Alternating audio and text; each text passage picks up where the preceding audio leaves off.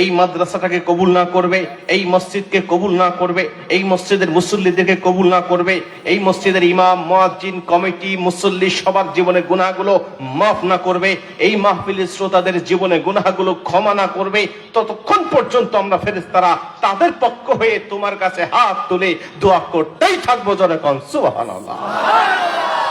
এরকম একটা আওয়াজ দিয়ে বলেন তো দেখি আলহামদুলিল্লাহ। এবার দরুদ ও সালাম পাঠাই সে মহান আল্লাহ তাআলার বন্ধুর উপরে, যিনি ছিলেন মক্কার মতি, মদিনার জ্যোতি, দুকুলের সাথী, বিশ্ব সভার সভাপতি, নবী মুকাররম, যিনি 63 বছর জিন্দেগিতে দুনিয়ার জমিনে ইয়া রাব্বি হাবলি উম্মতি বলে দুনিয়ার জিন্দেগি যাপন করেছেন। আজও মদিনাতুল মুনাওয়ারায় যে নবী শুয়ে শুয়ে আমাদের জন্যই কাঁদছেন, কাল কিয়ামতের ময়দানে সমস্ত নবী রাসূল যখন নফসি নফসি করতে থাকবেন, সেদিনও আমার আপনার নবী জাহান্নামের গেটে সিজদায় পড়ে ইয়া রাব্বি হাবলি উম্মতি বলে বলে কাঁদতে থাকবেন। ততক্ষণ এই গুনাহগার উম্মতের কপাল থেকে জাহান্নামের টিকিট ক্যান্সেল করে আমার আল্লাহ জান্নাত দিবেন না যতক্ষণ। জোরে কোন সুবহানাল্লাহ। প্রাণ খুলে সে নবীর উপরে দরুদ ও সালাম পাঠাই, সকলে বলি সাল্লাল্লাহু আলাইহি ওয়াসাল্লাম।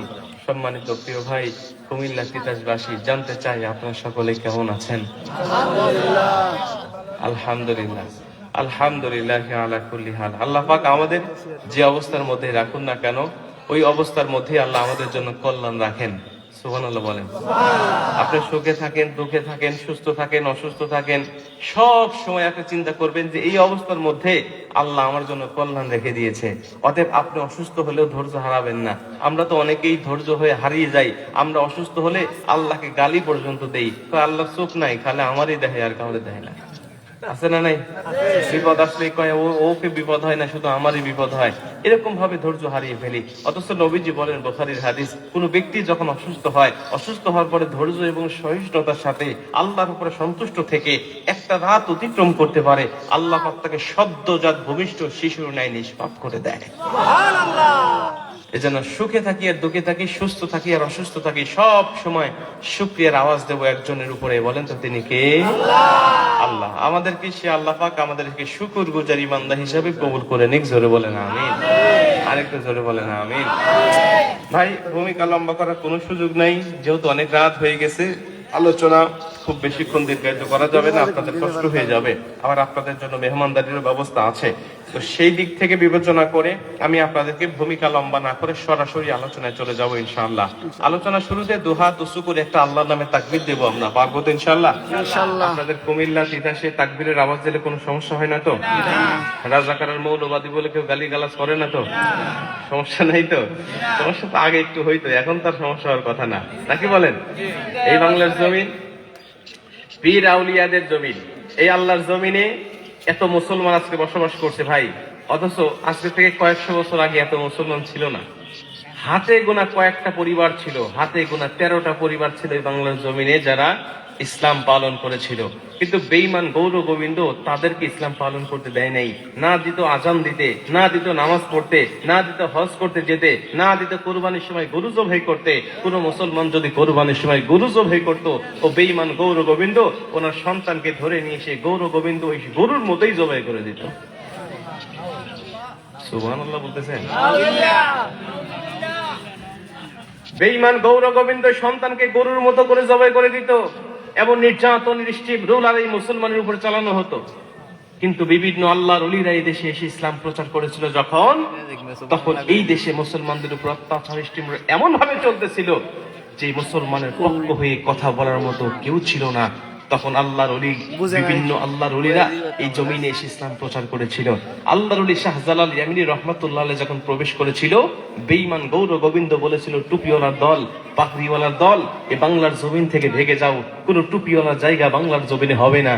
আল্লাহর ওলি শাহজালাল ইয়ামিনী রহমাতুল্লাহ আলাইহি বলেছিল, রে বেঈমান গৌর গোবিন্দ, মনে করেছো তোমার মতো আমার তো সৈন্য নাই, এত ভারী ভারী অস্ত্র নাই, তোমার মতো আমার তো জনপ্রিয়তা নাই, তোমার নিজের মাতৃদেশ আমার মাতৃদেশও নয়, মনে করেছো এত কিছুর বলে তুমি আমাকে হারিয়ে যাবে? না, ভুল করো না, একেবারে খালি হাতেও আসি নাই। ইয়ামান থেকে যখন এসেছি এমন একটা অস্ত্র নিয়ে এসেছি যে অস্ত্র তোমার 14 পুরুষ কখনো চোখেও দেখেনি। সুবহানাল্লাহ। বেঈমান গৌর গোবিন্দ তখন রাগ করে যুদ্ধের ঘোষণা দিয়েছিলেন।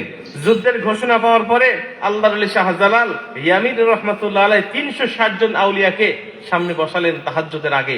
দাঁড়াও, কোন আল্লাহর ওলি আসো যার জীবনে কখনো তাহাজ্জুদ কাজা হয় নাই, যার জীবনে কখনো তাকবীরুল্লাহ সূরা যায় নাই।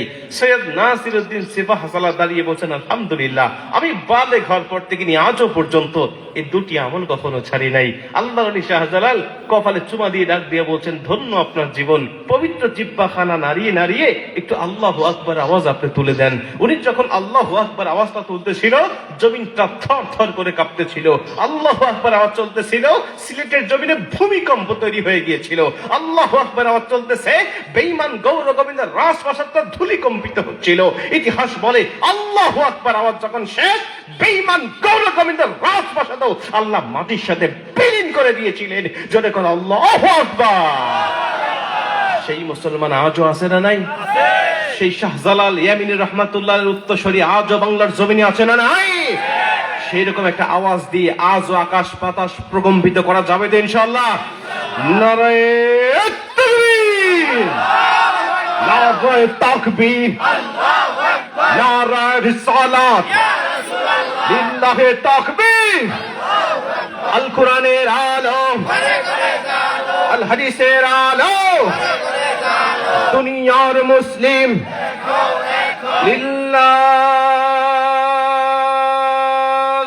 তাকবীর। মুসলমান ভাইরা আমার, খুব মনোযোগ দিয়ে কথাগুলো শুনে নিবেন রে কুমিল্লা জেলার মুসলমান। আমার আল্লাহ রাব্বুল আলামিন বলে দিলেন সূরা জুমার 39 নম্বর সূরা 24 নম্বর পারা 2 নম্বর পৃষ্ঠার 1 নম্বর লাইন, আয়াত নম্বরটা হলো 41। 41 নম্বর আয়াতের মধ্যে আল্লাহ চমৎকার ভাবে বলেন, ইন্না আনসালনা আলাইকাল কিতাবা লিন্নাসি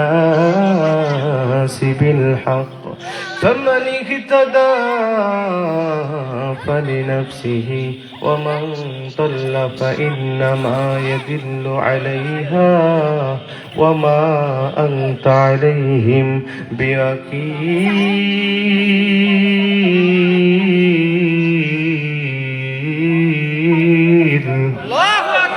আরো জোরে কোন আল্লাহু আকবার।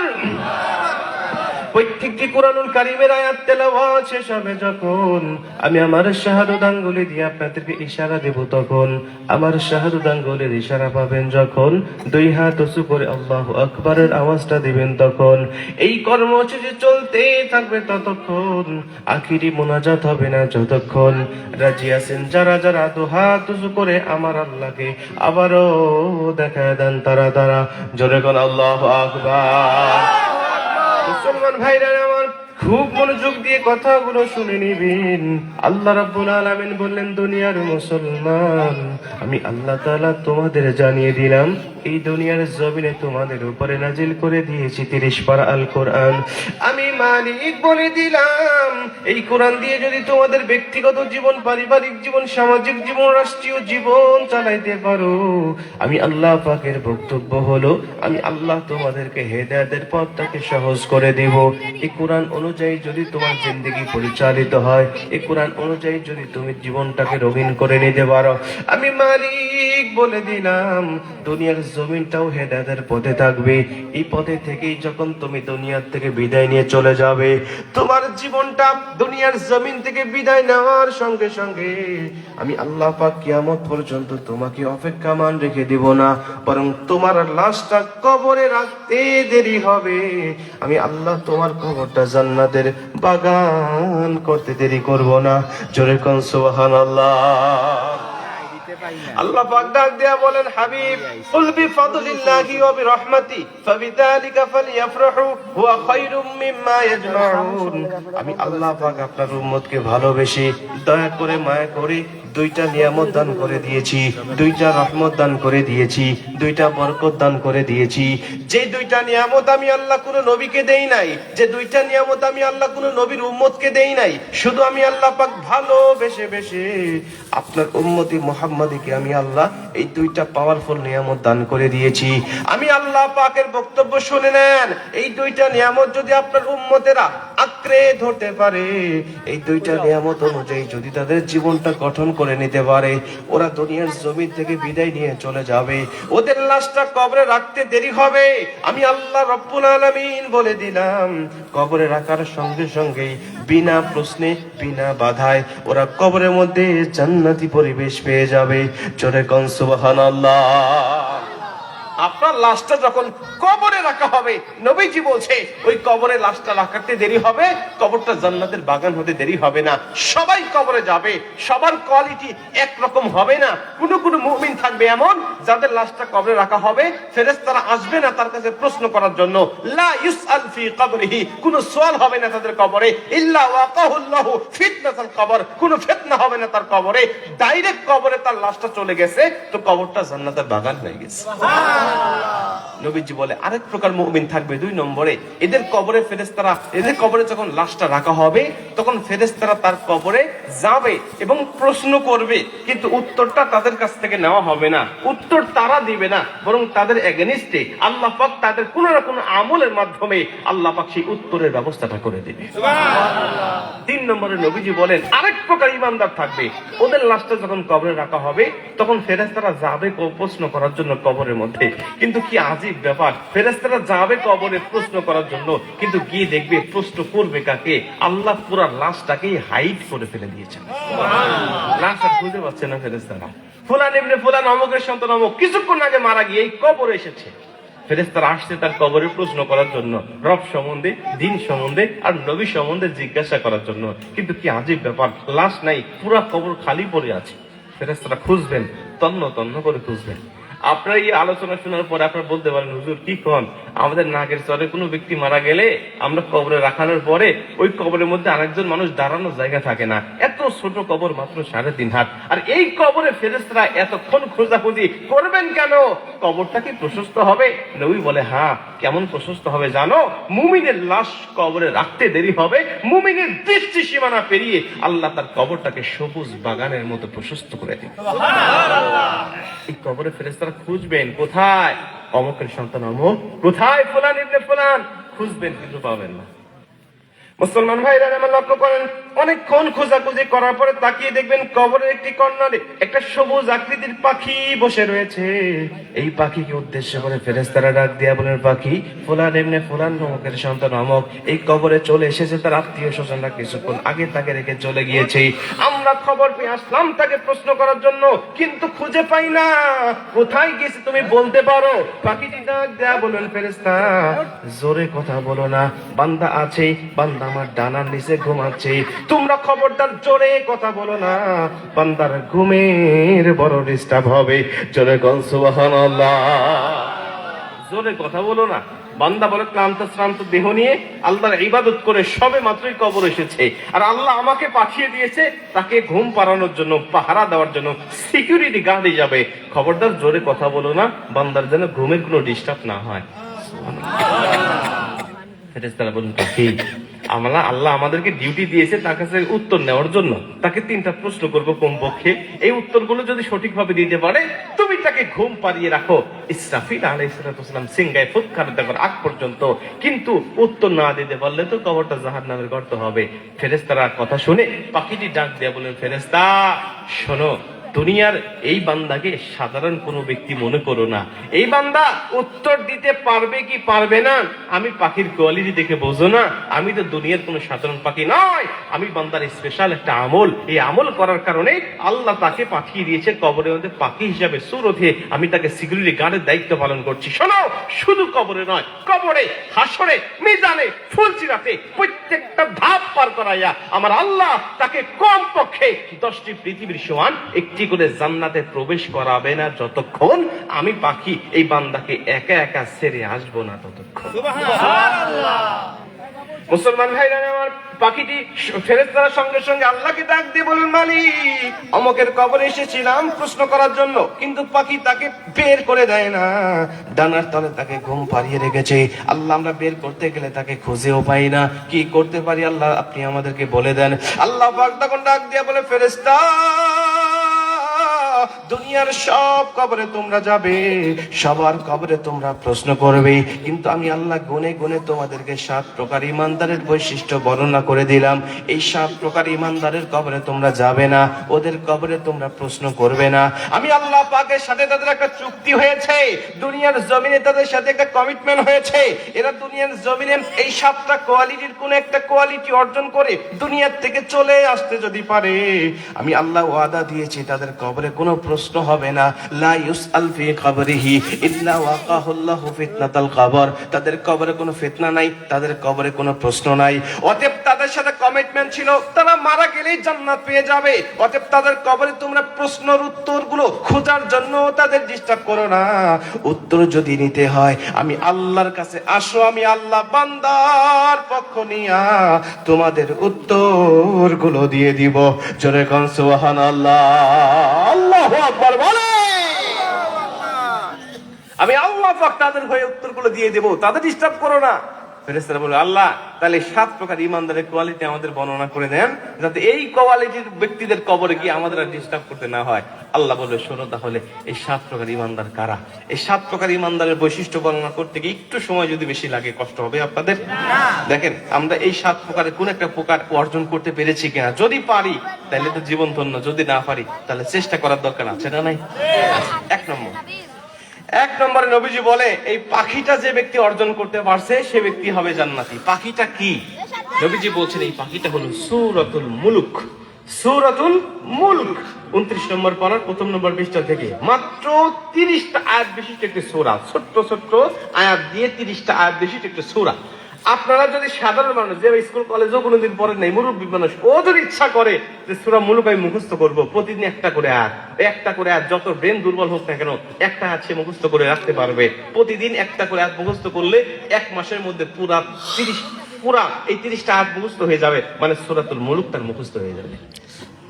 এই সূরা মুলক যে ব্যক্তি প্রতিদিন এশারের নামাজের পরে একবার করে তেলাওয়াত করতে পারে, নবীজি বলে ওই সূরা মুলকটাকে পাখির আকৃতি দিয়ে কবরে তাকে পাঠিয়ে দেওয়া হয় সিকিউরিটি গার্ড হিসেবে দায়িত্ব পালন করার জন্য। এবং কবরে হাসরে মাঠে 50,000 বছরের সমান হবে একদিন। ওই দিনে কঠিন মুসিবতের সময় যেদিন মাথার উপরে সূর্য নেমে আসবে, জমিন পুরে তামা হয়ে যাবে, মানুষ পাগল হয়ে যাবে, আল্লাহকে বলবে, আল্লাহ আমাকে জাহান্নাম দেন, আমার কোনো আপত্তি নাই, শুধু হিসাব নিকাশটা একটু দ্রুত করেন। ওই সময়, ওই কঠিন মুসিবতের সময় এই সূরা মুলক আল্লাহর সাথে তর্ক করে, আল্লাহর সাথে ঝগড়া করে, আল্লাহর কাছে বারবার আপিল করে ওই সূরা মুলক তেলাওয়াতকারীকে আগে জান্নাতে ঢুকিয়ে দেবে। সুবহানাল্লাহ।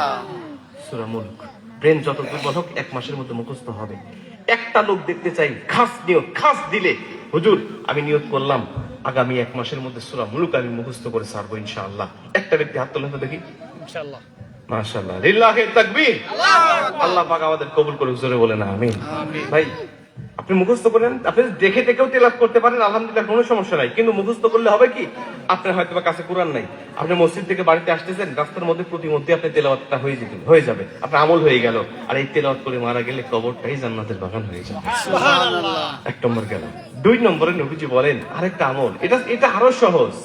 এটা মাত্র একটা আয়াত তেলাওয়াত করতে হয় 5 ওয়াক্ত নামাজের পরে, ফরজ নামাজের পরে। সূরাতুল বাকারার 255 নম্বর আয়াত, অর্থাৎ আয়াতুল কুরসি। এই আয়াতুল কুরসি যে ব্যক্তি একবার তেলাওয়াত করে, প্রতি ফরজ নামাজের 5 ওয়াক্ত ফরজ নামাজের সালাম ফিরানোর পরে নবীজি বলছে ও তো জান্নাতে ঢুকেই গেছে, শুধু ঢুকতে পারে না, ও মরে না বিধায় ও মরলেই জান্নাতে ঢুকে যাবে। সুবহানাল্লাহ।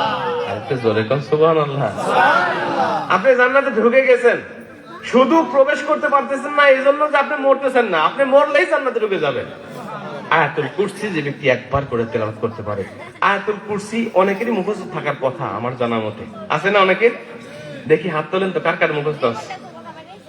আলহামদুলিল্লাহ, অনেকেরই মুখস্থ আছে। ভাই যাদের মুখস্থ নাই তাদেরকে বলি, শোনেন, আয়াতুল কুরসি শুধু আপনাকে জান্নাতে ঢুকাবে তা নয়, এই আয়াতুল কুরসি দুনিয়াতে যে ফজিলত গুলো আছে, যে ফজিলত, আপনি অবাক হয়ে যাবেন। আপনাকে দুষ্ট জিন, মানুষ শয়তান, জিন শয়তান, খবিশ শয়তান, খান্নাস শয়তান, নাফ শয়তান, ইবলিশ শয়তান, এই শয়তানের হাত থেকে হেফাজত করার জন্য এই সূরাতুল বাকারা 255 নম্বর আয়াত অর্থাৎ আয়াতুল কুরসি ঢাল হিসাবে ব্যবহার হয়। ঢাল হিসাবে ব্যবহার হয়। হুজুর বললো না, বিপদ আপদ থেকে মুসিবত থেকে মুক্তি পাওয়ার জন্য আপনার কিচ্ছু লাগবে না, শুধু সূরাতুল বাকারা 255 নম্বর আয়াতুল কুরসিটা আপনি পাঠ করবেন, আল্লাহ সব বিপদ আপদ বালা মুসিবত থেকে আপনাকে হেফাজত করবেন।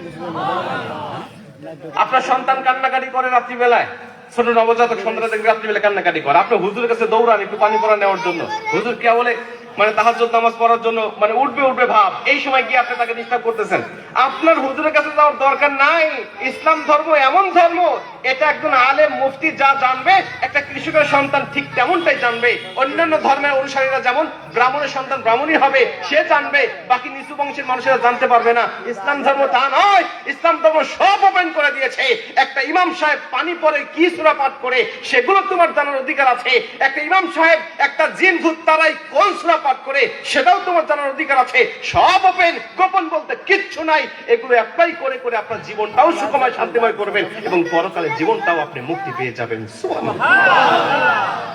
আপনার সন্তান কান্নাকাটি করে, আপনি আয়াতুল কুরসি পড়ে ফুঁক দেন, সূরা ফাতিহা পড়ে ফুঁক দেন। আয়াতে শিফা 6টা আয়াত আছে, 6টা আয়াতে শিফা আছে কোরআনুল কারীমের মধ্যে। ওয়াশফি সুদুর কওমিল মুমিনিন ওয়া শিফাউল লিমা ফিস সুদুর ইখরুজু মিন বুতুনিহা শারাবুন মুখতালিফুন আলওয়ানুহু ফিহি শিফাউল লিন-নাস ওয়া নুনাজ্জিলু মিনাল কুরআনি মা হুয়া শিফাউ ওয়া রাহমাতুল লিল মুমিনিন ওয়া ইযা মারিদতু ফাহুয়া ইয়াশফিন কুল হুয়া লিল্লাযিনা আমানু হুদান ওয়া শিফা। এই 6টা আয়াত আপনি মুখস্থ করে নেন, এগুলো তেলাওয়াত করেন, দেখবেন যত কঠিন রোগ ব্যাধি হোক না কেন মুহূর্তের মধ্যে আল্লাহ পাক ভালো করে দিয়েছে। নবীজি বলেন, যে ব্যক্তি কোরআন থেকে শেফা গ্রহণ করে না ও ব্যক্তি প্রকৃতপক্ষে শেফা হয় না। ও ব্যক্তি প্রকৃতপক্ষে শেফা গ্রহণ করে না, তার শেফা হয় না। আর যে কোরআন থেকে শেফা গ্রহণ করে এরপরে ডাক্তারের কাছে যায়, ও ব্যক্তি পরিপূর্ণ শেফা পায়। সুবহানাল্লাহ।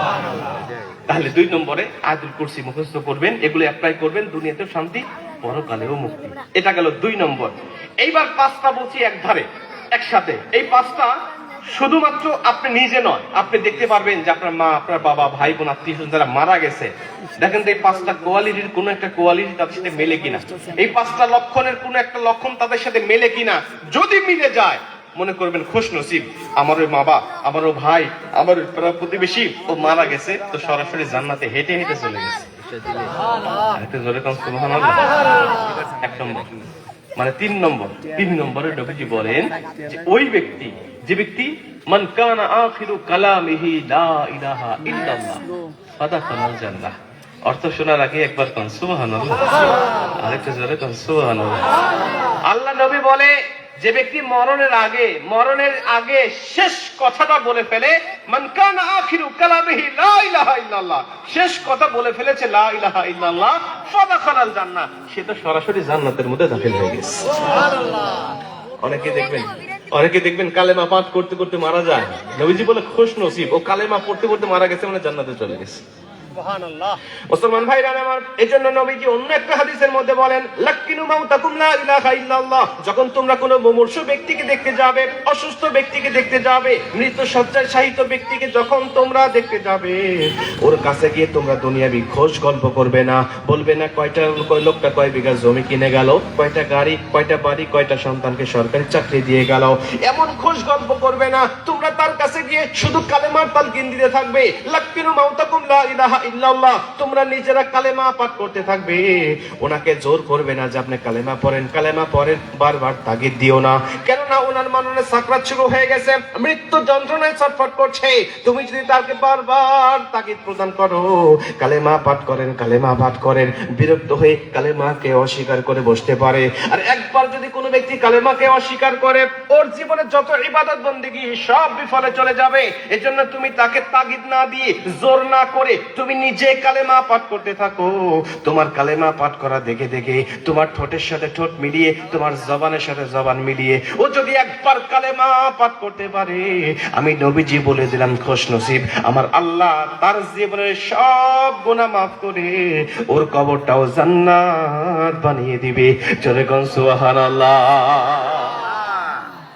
আমরা এই জন্য কোনো মুমূর্ষু ব্যক্তির খবর পেলে ওর কাছে গিয়ে একবার হলেও কালেমা পাঠ করে আসবো। হতে পারে আমার কালেমা পড়া দেখে দেখে ও আমার জবানের সাথে জবান মিলিয়ে কালেমা পড়ে ফেলেছে, আল্লাহ আমার উসিলায় তাকে জান্নাতের মধ্যে ঢুকায় দেবে। এই আমলটাও করার দরকার আছে তো ইনশাআল্লাহ। 3 নম্বর গেল। 4 নম্বরে খুশনসিব। নবীজি বলেন, আল মুমিনু ইয়ামুতু বিআরাকিল জাবিন। মুমিন যখন মারা যাবে দেখবে তার কপালে হাত দিয়ে কপালটা ঘেমে গেছে, কপালে হাত দিয়ে দেখবে মৃদু মৃদু ঘাম জমা আছে। নবীজি বলছে, এরকম লক্ষণ যদি দেখতে পাও কোনো সন্দেহ নয়, ভেবে নাও লোকটা আল্লাহর সন্তুষ্টির সাথে বিদায় নিয়ে চলে গেছে, সে মুমিন হয়ে বিদায় নিয়েছে, আল্লাহ তাকেও জান্নাতের মধ্যে প্রবেশ করাবে। সুবহানাল্লাহ। আল মুমিনু ইয়ামুতু বিআরাকিল জাবিন। মুমিন যখন মারা যায় তার কপালটা ঘেমে যায়। আল্লাহ পাক আমাদেরকে এমন মরণ দান করুক, জোরে করে আমিন। আমিন। 4 নম্বর। 5 নম্বরে নবী সাল্লাল্লাহু আলাইহি ওয়াসাল্লাম বলেন, আল মাউতু আলা আমালিন সালেহ। আল মাউতু আলা আমালিন সালেহ। যে ব্যক্তি ভালো কাজ করতে করতে মারা যায়, ভালো কাজ করার অত অবস্থায় মারা যায়, নামাজ পড়তে পড়তে সেজদায় মারা গেছে, এরকম হয় না? আপনারা শুনছেন, অনেকে ফেসবুকে দেখছেন, ইউটিউবে দেখেছেন, অনেক খবরে আপনারা শুনেছেন, নামাজ পড়তে গিয়ে সেজদা দিয়েছে আর ওঠে না, মারা গেছে। কোরআন তেলাওয়াত করতে করতে কোরআনের উপরেই পড়ে রয়েছে, মসজিদে যাচ্ছে, যাইতে যাইতে প্রতিমধ্যে মৃত্যু হয়ে গেছে।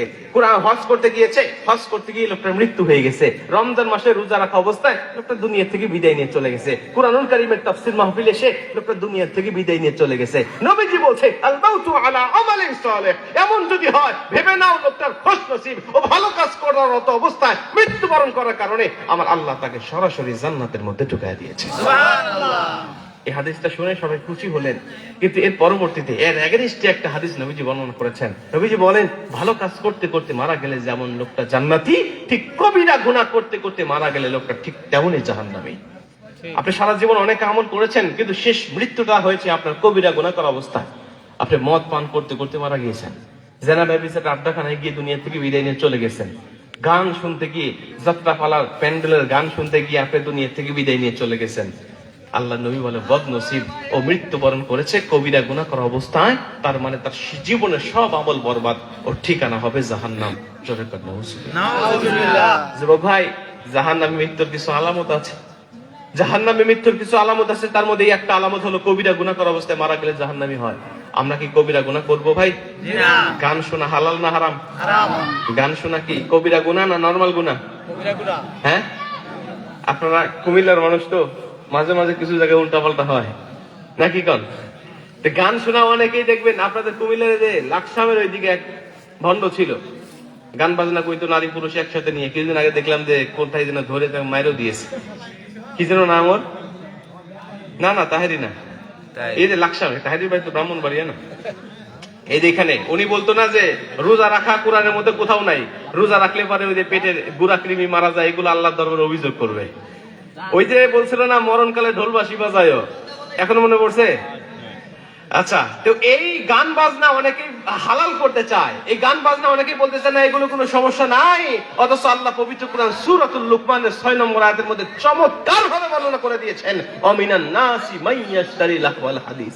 ছোট্ট একটা শব্দ দ্বারা, লাহওয়াল হাদিস, ছোট্ট একটা বাক্য দ্বারা গান শোনা, গান লেখা, গান গাওয়া, গানের আয়োজন করা, গানের আয়োজনে সহযোগিতা করা, সেখানে যে সহযোগিতা করা, প্রত্যেকটা বিষয়কে আল্লাহ পাক চিরন্তন হারাম করে দিয়েছে। নবীজি বলে, এই কবিরা গুনাহ, এই হারাম গুনাহ করতে করতে কেউ মারা গেলে তার ঠিকানা হবে ডাইরেক্ট জাহান্নাম। নাউজুবিল্লাহ।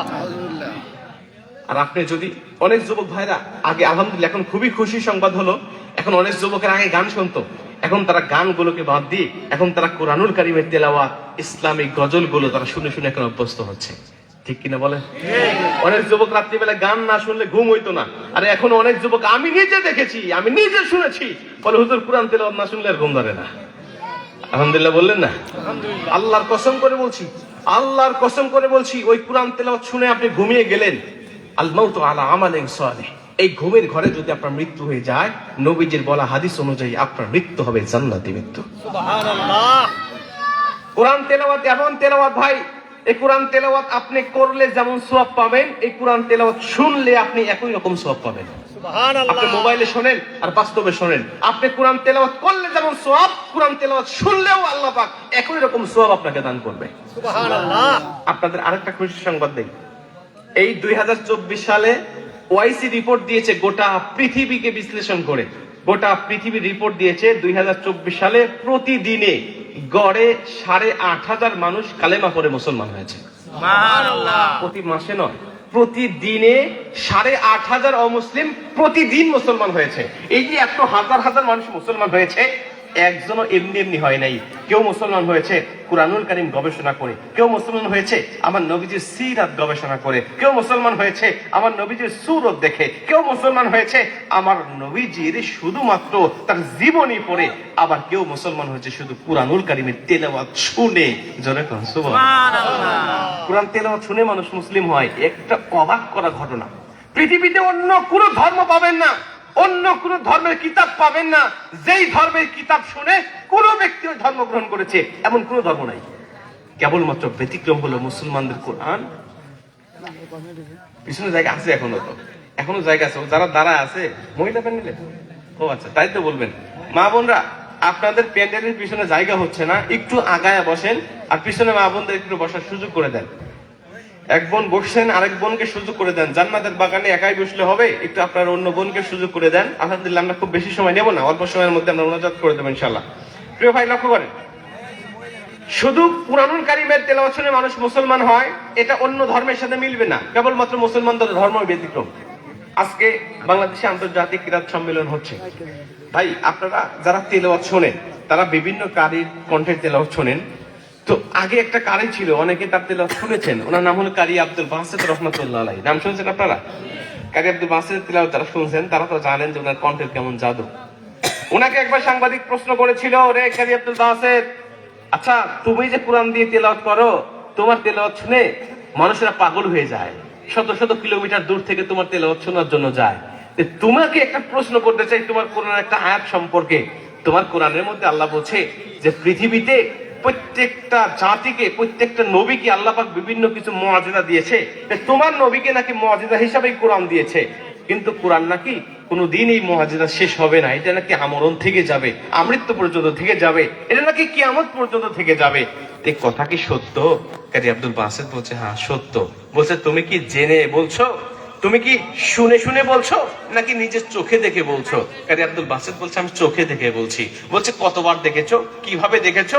বলছে, এই কুরআনুল কারীমের মুআজিজা আমি নিজের চর্ম চোখে হাজার হাজার বার দেখেছি। সুবহানাল্লাহ। পৃথিবীতে যত ধর্ম আছে, পৃথিবীতে যত নবী রাসূল আল্লাহ পাক পাঠিয়েছিল, সব নবী রাসূলকে আল্লাহ পাক মুআজিজা দিয়েছিল।